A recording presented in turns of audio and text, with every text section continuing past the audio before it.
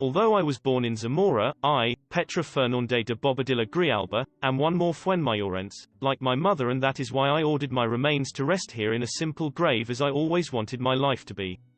That is why it fills me with pride but also a bit of shame that this street that was always that of San Martin for being in it, this hermitage dedicated to this saint closely linked to the Camino de Santiago, which demonstrates once again the Jacobean tradition of our people, now bear my name with the title of Most Excellent Lady that was imposed on me by the high military hierarchy of my husband, whom I always followed in his military career throughout Spain, mainly in Burgos.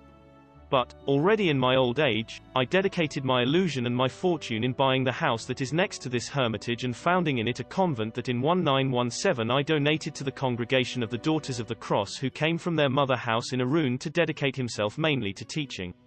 Normally there were 5 nuns who attended the college, dedicated to teaching, especially girls, who learned here to sew, embroider, and everything that was considered necessary for a young girl of that time.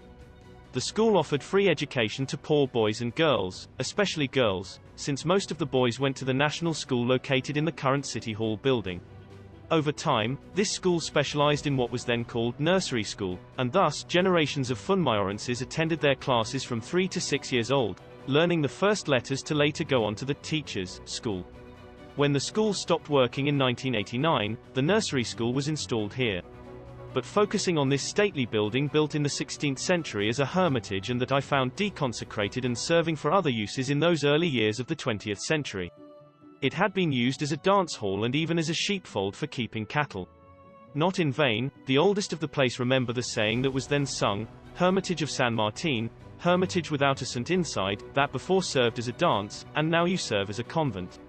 The nuns were in charge of dressing the church again, and returning it to worship for their religious services, and since we had no image of Saint Martin, we put 2 saints on its altarpiece who reminded me of my husband, one by name, San Claudio, and the other for his profession, San Expedito, a Roman soldier and military man like San Martin himself and like my dear husband.